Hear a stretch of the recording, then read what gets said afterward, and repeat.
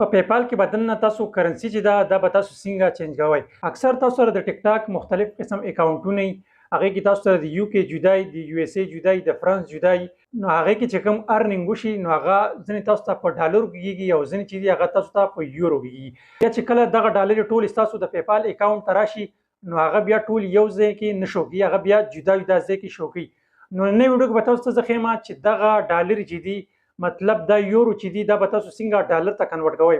مکمل طریقه درته ښیم. خو د ویډیو شروع کېدو نه مخکې زموږ دا ویډیو ځان سره لایک کړئ او دا پیج ځان سره لازمي فالو کړئ، چونکې موږ دغه شانتې انفارمیشن ویډیوګانې تاسو لپاره جوړو. ښه ملګرو، اوس خپل د موبایل سکرین ته موږ راغلو. خپل موبایل کې ګوګل چې دا به اوپن کړئ او هغې کې به سرچ کړئ پیپال.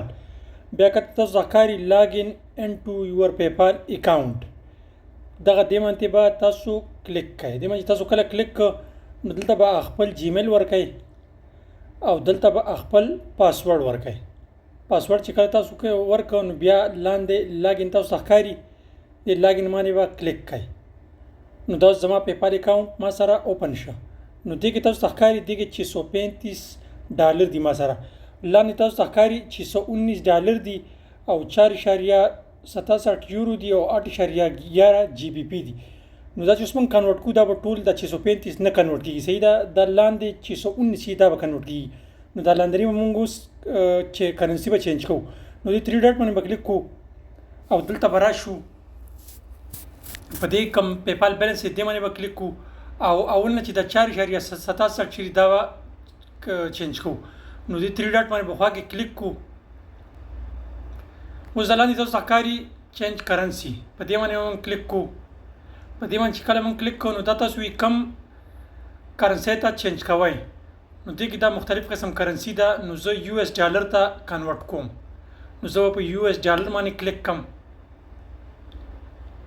دغه نورې کرنسیانې تاسو خو ډېرې کتلی شي. نو زه اوس یو اس ډالر باندې کلیک کوم او لاندې نیکسټ باندې به زه کلیک کوم. نو اوس دا اوس تاسو ګورئ دا 4.67 چې دا به زه دلته ولیکم، دا ما ولیکه. اوس تاسو ګورئ او لاندې کوم نیکسټ چې دی دې باندې به زه کلیک کوم. نیکسټ باندې چې کله ما کلیک کړ نو دا تاسو ته وګوره دلته به تاسو ته ریټ هم وښیي او تاسو نه $1 چې دی هغه به کټ کېږي او لاندې کنورټ باندې به موږ کلیک کوو.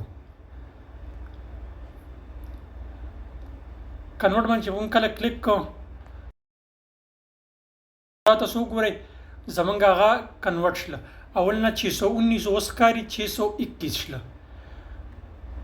نو اوس چې کوم دا لاندې 8.11 دي اوس په دا باندې کنورټ کوو. نو کرنسي باندې به چک کوو او دلته لاندې کرنسي کنورټ باندې به کلیک کوو او دلته به راشي دا کوم یو اس چې دی دې باندې به موږ کلیک کوو.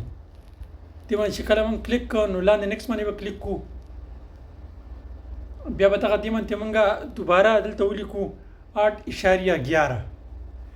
ښه دې باندې چې کله موږ کلیک کوو نو بیا به لاندې نیکسټ باندې موږ کلیک کوو.